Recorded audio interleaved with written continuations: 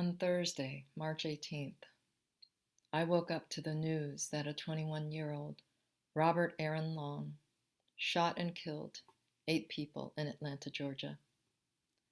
6 of the people he killed were Asian women. 4 of them were Korean women. As a Korean American woman who has endured racism and sexual objectification both in the church and in the world, this news was both horrifying and unbearably routine. Despite my anguish and desire to hide away, I chose to take a risk and write a letter to the shooter to share with you this Friday that we strangely call good. A Good Friday letter to Robert Aaron Long. Greetings, beloved. We don't know each other, but while my friends are angrily yet eloquently writing op-eds and letters to faith communities, condemning racism and violence against Asian Americans and Asian American women in particular, I decided to write to you. First, let me introduce myself. My name is Youngmi Seo Morris. I am a proud 1.5 generation Korean American woman. That means I was born in South Korea, immigrated as a child, and became a naturalized citizen here in these United States of America. I am a wife. I am a mother, a stepmother, an aunt, a daughter, a sister-in-law, an ordained minister of Word and Sacrament with the Presbyterian Church USA, and I just am. That means I am someone who deserves to be here in this country and in my body, and I and everyone else who looks like me deserves to go about free from the fear that someone like you and someone who looks like you might be having a bad day. Beloved, I'm still processing the impact of the horrifying things you did in Atlanta. You see, every act of violence against an Asian person in this country makes this country a more dangerous place for all Asian Americans like me and my daughter. You killed 8 innocent people, 8 beloveds. These are their names. Dao Yufeng, she was 44. Hyunjung Grant, she was 51. Sun Cha Kim, 69. Paul Andre Michaels, age 52. Sun Chung Park, age 74. Xiao Jie-tan, age 49. Delina Ashley Yun, age 33. And Yonghae Yu, age 63. 6 of your victims were Asian American women. 6 of your victims looked like me. They were daughters, sisters. They had spouses and children. They had people who loved and cared for them and depended on them to come home that night. You didn't know them. You didn't know anything about them, but you got in your car with a loaded weapon. You targeted them and you killed them. You killed them during Lent. I used to love the season of Lent, but now, after decades of listening to the same passion stories over and over again, I've come to an uneasy relationship with Lent. I love that we all enter into a metaphorical wilderness with Jesus. I love the idea of drawing closer to him by engaging in a discipline of surrender. But after repeating and retelling these stories about an unjust system condemning and executing an innocent man nearly 2,000 years ago, nearly 2,000 years later, we're still crucifying innocence. We still live under unjust systems that condemn and publicly execute innocent lives. We still prop up unjust systems and protect the perpetrator and punish the victims. Beloved, I'm tired. I'm exhausted. I don't have the words because your act of violence has triggered an existing trauma within me. Every act of discrimination and prejudice, every racist attack I've personally endured, witnessed, read, or heard about traumatized me and re-traumatizes me.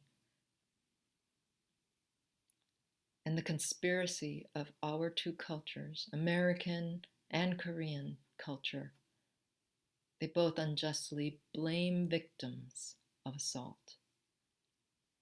And so they push my head underwater until I drown in my silence. For years, I've struggled to put language around the feelings that acts of violence like yours conjure up and burn up from deep within my belly, only to stop short in my throat. For years, I've been at a loss for words. See, Asians are taught to be silent in our suffering. Koreans are taught to swallow our pain, to suck it up, to hold it in, endure it. Chamo. That's the Korean word for suck it up. Chamo. It's our way. It's how we've survived. It's how we've endured. A trauma of occupation. Chamo. Enslavement. Chamo. Oppression, persecution. Chamo. So when we're children, we're taught to ignore these feelings when other children call us racist names. Chamo. When we suffer from racial stereotyping. Chamo. Bullying, physical assaults. Chamo. We're taught that silence and patience are our strength and salvation because Jesus too was silent before his accusers. That is, before they publicly executed him. We also think of Jesus' death as salvific, but it doesn't take away the horror and the terror of it. I like to imagine that Jesus remained silent to give someone, anyone, an opportunity to come to their senses and speak up for him, side with him, maybe save him. No, stop. This is madness. Don't kill him. He's innocent. He's innocent. But even if someone did speak up, they were likely drowned out by the mob, demanding that he be crucified. Angrily, baselessly, mindlessly chanting, "Crucify him! Crucify him! Crucify him!" Asians identify with Jesus' silence. It's what we do. It's who we are. But being silent here in America hasn't saved us. It's killing us. It has rendered our suffering invisible. It has given rise to the assumption that Asian people, our histories, our stories, our pain, our humanity do not matter. That somehow our lives and our bodies do not deserve respect, protection, or preservation. Our silence perpetuates your stereotypes of us so much so that when we dare to speak up, your instincts are not to listen, but to force us back into soundproof boxes. We're guilty of silencing ourselves too. We shame ourselves back into our boxes. I'm guilty of shrinking back from fear more times than I care to admit. Fear of standing out, being found out as an imposter, and then standing alone with no one on my side. Fear of the punishing consequences for being different. Fear of being considered weak, too weak to hold on, hold it in, suck it up.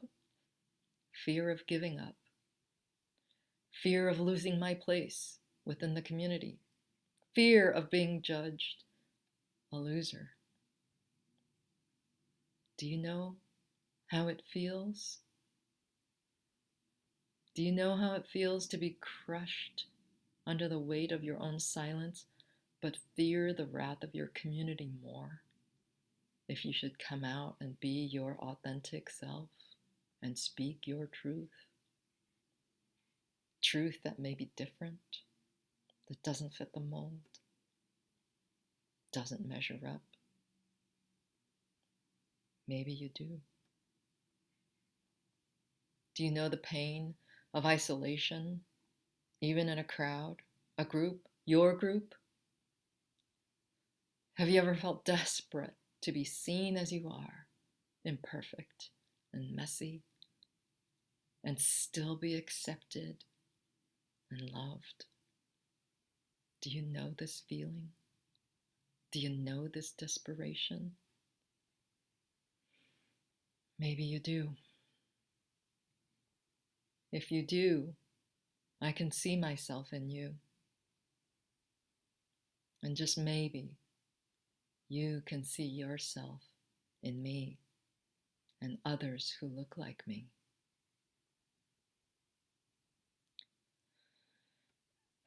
I'm not going to lie. My people are enraged. We are unleashing centuries of trauma-induced pain and anger. You and others who have attacked innocent Asian Americans have awoken a sleeping dragon, so buckle up.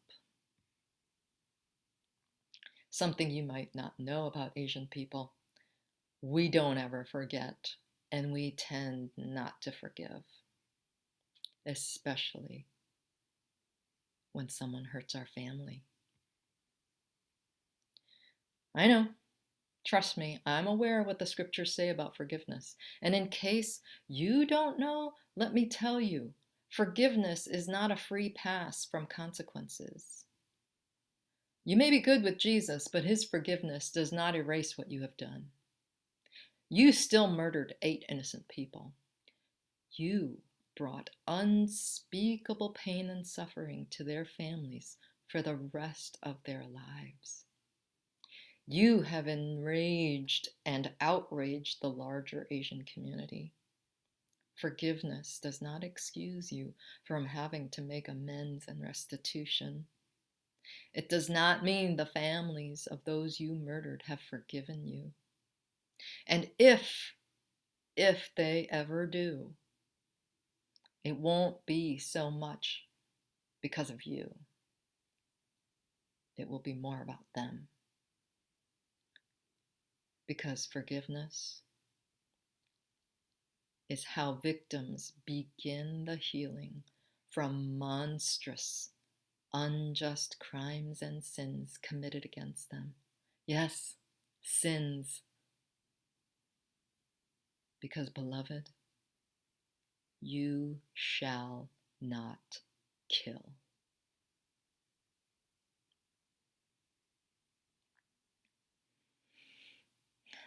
It's Good Friday today, and you have caused me to reflect on Jesus' last words before he died with great intensity. When Jesus was nailed on the cross, bleeding and dying in agony, his first words were, "Father, forgive them, for they know not what they are doing." I want to respond, really? Really? They didn't know what they were doing? Really? But then I think about you And I think about me. And I think about how our fears can keep us from truly seeing ourselves and one another as beloved. I think about how our fears can keep us from allowing others to truly see the beloved in us. And I think of how our fears often pit us against one another until one of us snaps and does something stupid and hateful, something that cannot be undone. And then I understand. I can see myself in them. And yes, really, really, they did not know what they were doing. Jesus said, Father, forgive them. He didn't say, I forgive them. He asked his Father to forgive them because I believe Jesus had already forgiven them. As he was dying, I believe Jesus forgave his accusers, his executioners, and the mob who rejoiced in his death. And then he asked his family, his Father, to forgive them too.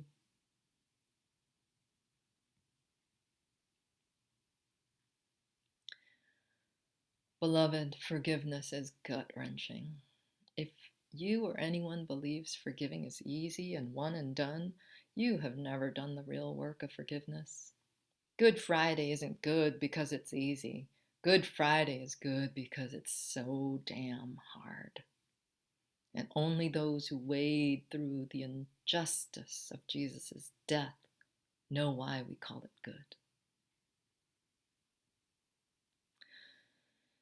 I will pray for you, Robert, because we're both going to need it if there's any hope of change. My prayers may not change you, but I trust they will change me. I will pray for the victims' families that somehow, some way, someday, they'll find a way to release themselves from the prison unforgiveness can become. I'll pray for you that you ask for forgiveness from these families you have damaged and broken to pieces. And I'll pray for you to find freedom in God's love for you, just as you are. And that you'll find joy in God's grace that will never be content to leave you just as you are. I will pray for a world and a single race of humans exorcised from the evils of racism and misogyny, even if I or my daughter or my daughter's daughter never get to see it. And though only God and the heavens are listening, I will pray for courage and renewed energy so that I may raise my voice and add my voice to those who refuse to be forced or shamed into silence ever again.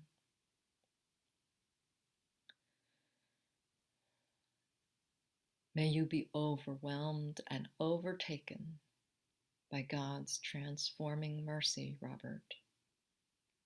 Sincerely, Reverend Young Mi Seo Morris.